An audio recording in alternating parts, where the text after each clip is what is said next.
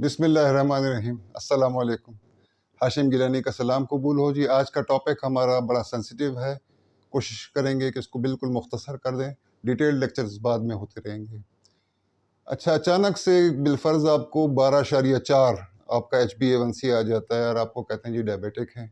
शायद मैं गलत समझाऊँ, शायद मौलिजीन का लफ्ज़ मैं इस्तेमाल करूँगा, वो उनकी आंखों पे पट्टी पड़ी हो, सल्फोनाइल यूरिया पे डाल दें, तो एकदम से मत जाइएगा, पहले ये देख लें जी। इसको हम स्किप करते चले जाएंगे, बाद में इस पे डिटेल से हम एक्सपेंड करेंगे। ये मोटा सा आपका समझ लें लबलबा, मैं ड्राइंग में अच्छा नहीं हूँ, लेकिन इसमें आप देख रहे हैं जनाब अली कि इसका मोस्ट जो हिस्सा होता है, सबको मालूम है कि वो एक्सोक्राइन होता है, लेकिन उसका एक एंडोक्राइन फंक्शन भी है।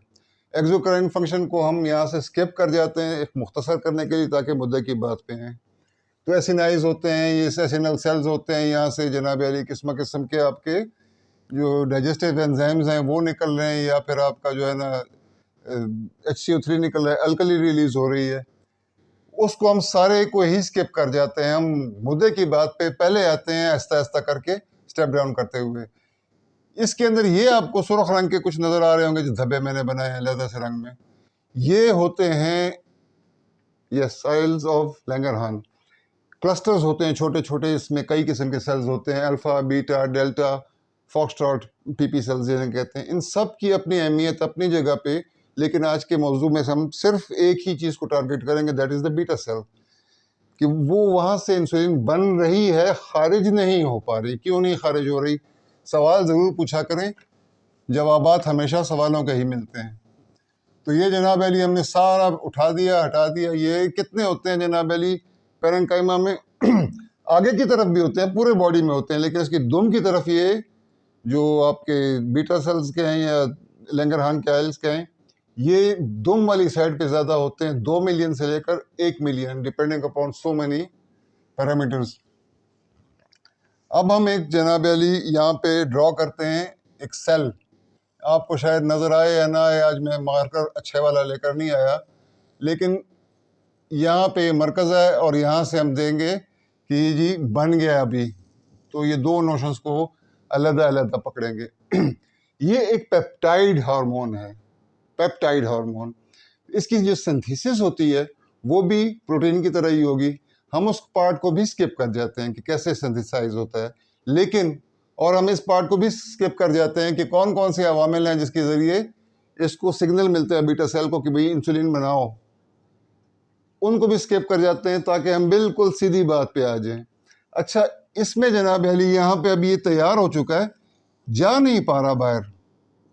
यहाँ पे इसको आना चाहिए, लेकिन यहाँ पे एक बहुत बड़ा क्रॉस लगा हुआ है। उसकी वजह क्या होती है कि आपको मैंने पहले अर्ज किया कि पेप्टाइड से बनता है आपका इंसुलिन। अब पेप्टाइड जब चेन होगा, उसके टुकड़े बनते हैं, उसके खास शक्ल दी जाती है। अब पेप्टाइड की साथ ये देख रहे हैं आप जनाब, एक डेल्टा मैंने बना दिया, इसके साथ दो दो ये पेप्टाइड्स हैं, उसके दरमियान में ये बड़ी इंपॉर्टेंट चीजें हैं साथ में।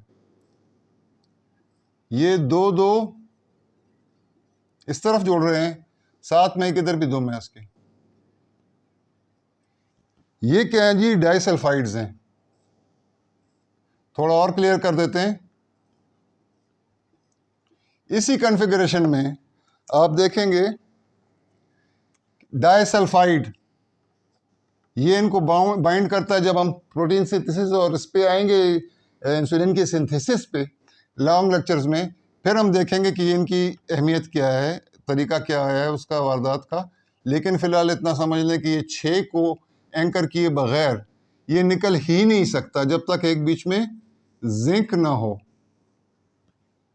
जिंक, जस्त। अब जस्त की एक खराबी है कि ये जिस्म में ज़्यादा देर ठहरता नहीं है। हर तीसरे टाइम में, वक्त में आपको ये खाना पड़ेगा जस्त। डाइटरी जस्त आपको नहीं मिल रहा। जो अगर बताया गया हो कि जी बादाम में जस्त है, तो फार्मी है, अखरोट फार्मी है, नहीं मिल रहा, और आपका डाइट जो है वो जस्त में डिप्लीटेड है। एक चीज़ ये माननी पड़ेगी।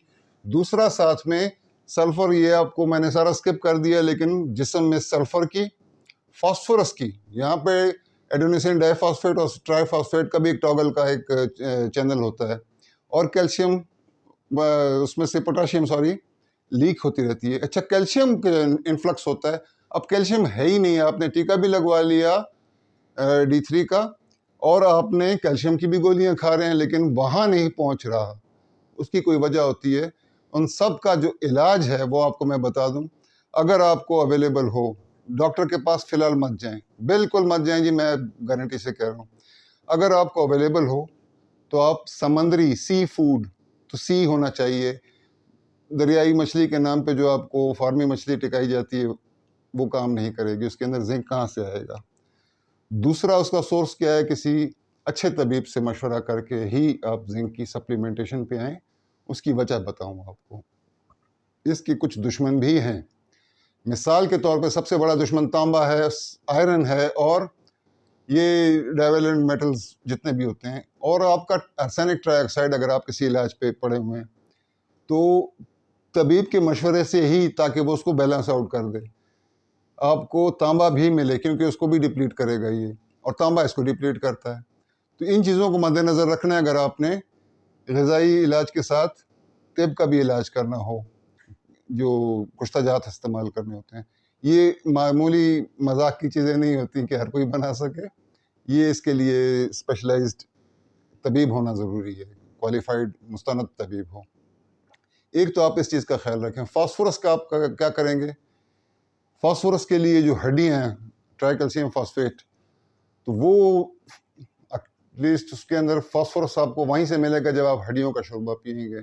चने में से आजकल नहीं मिल रहा, बदकिस्मती हमारी, खुराक हमारी बिल्कुल डेफिशिएंट है। और इन सब के लिए आप करेंगे क्या जनाब अली? कैल्शियम आपने इंजेक्शन भी लगवा लिया, यहाँ नहीं पहुँच रहा। वजह क्या है कि उसके साथ एक चीज़ मिसिंग है, K2, विटामिन K2, किपलिन नहीं, वो K1 है।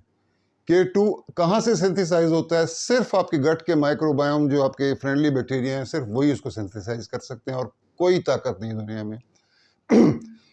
विटामिन डी इसको खींच के ब्लड स्ट्रीम में ले आएगा, लेकिन उसको पहुंचाने की जिम्मेदारी विटामिन K2 की होती है, जो कि सब्ज पत्तों से ही हासिल हो सकता है। साग खाया करें। दूसरी चीज़ पे भी साग ही पे आती है बात, वो उसके लिए भी सब्ज पत्ता ही ज़रूरी है, क्योंकि इसके साथ बहुत सारी चीज़ें जुड़ी हुई हैं जी। यहाँ पे हमको सिर्फ कैल्शियम को टारगेट करना था और जिंक को टारगेट करना है। जिंक के माने फैक्टर्स कौन से होते हैं? वो जो छिलका होता है उसके फाइटेट ग्रुप जिसको कहते हैं। मिसाल के तौर पे राजमा जिसे कहते हैं, लोबिया, उसका जो छिलका होता है ब्राउन कलर का, किडनी बीन्स का, उसके अंदर फाइटेट्स होते हैं बड़े हैवी किस्म के। तो जितने भी आपका आयरन की अब्जॉर्प्शन में भी वो बहुत ज़्यादा फ़र्क डालता है। अच्छा, एक्सेसिव आप शुगर्स ले रहे हैं तो जिस्म से डिप्लीट होने शुरू हो जाएंगे। निशानियाँ क्या होंगी? अब मुख्तसर कर दें बात को, ताकि इसमें समझ आ जाए। ये आम आदमी के लिए, खवास के लिए नहीं है, अवाम के लिए लंबे लेक्चर्स होंगे डिटेल से, क्या चीज़ कैसे काम कर रही है। जिंक हमको क्यों चाहिए, हमको सल्फर क्यों चाहिए, फॉस्फेट क्यों चाहिए, हमको किस हालत में चाहिए, क्या किया जाए। तो सिर्फ डाइटरी नहीं है, उसके अंदर थेरेप्यूटिक किस्म के कुछ हम पुश्तजात भी इस्तेमाल करते हैं। अच्छा, इस सब कुछ से पहले एक मज़ेदार बात बताऊं कि आपको कुछ अलामात पहले से ही अपने अंदर महसूस होंगी। हिप्पोकैम्पस में ज़्यादा इसकी कंसंट्रेशन होती है, या फिर साइनसेस में होती है, तो आपको साइनसाइटिस, फ्लू वगैरह बहुत जल्दी लगता होगा। सीने की अमराज में आप सर्दियों में ख़ास तौर से बहुत जल्दी जकड़े जाते होंगे। आपकी स्किन पतली हो जाएगी, खुश्क हो जाएगी, जल्दी ज़ख्म आएगा, ज़ख्म जल्दी भरेगा नहीं। आपके नाखूनों के ऊपर आपको लकीरें सी इस तरह नज़र आएंगी, और सफ़ेद लकीरें ट्रांसवर्स भी नज़र आ सकती हैं आपको। वो सब अलामात हैं कि ये जिंक आपकी जहाँ इंतहाई ज़रूरत है वहाँ पे, तो जब इंतहाई ज़रूरत से भी बच जाए तो फिर जिस्म क्या करे?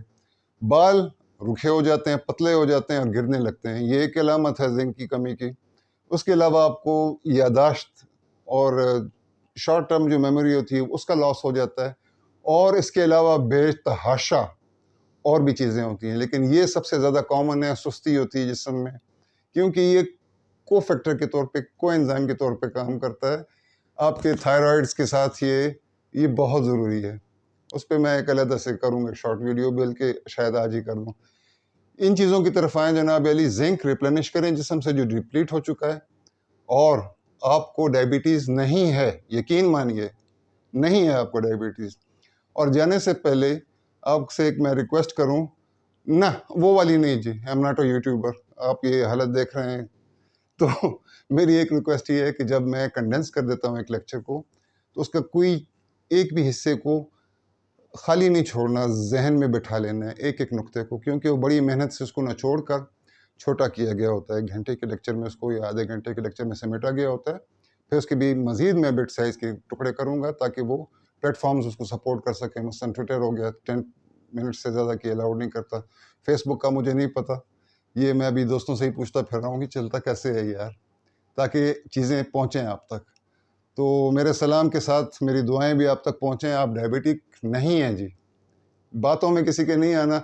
एक चीज़ इंसुलिन सेंसिटिविटी भी होती है, लेकिन एक चीज़ ये भी है कि इंसुलिन बन रहा है और आप निकल नहीं रहा, खारिज नहीं हो रहा। वजह उसकी क्या है कि वो इसके जिंक के एक मालिक्यूल जिंक के बगैर नहीं जा सकता। मिसाल के तौर पे 6 करोड़ अगर आप रोज़ाना इंसुलिन बना रहे हैं या घंटे में बना रहे हैं, तो क्या होता है, साथ में 1 करोड़ जिंक के भी आपको पार्टिकल्स चाहिए। तो जिंक बहुत ही इंपॉर्टेंट चीज़ है, बहुत ट्रेस मिनरल है, लेकिन बहुत ही काम के मिनरल हैं। इस साथ ही इजाज़त दीजिएगा जी, वीडियो जैसी भी बनी हो। अल्लाह हाफिज़।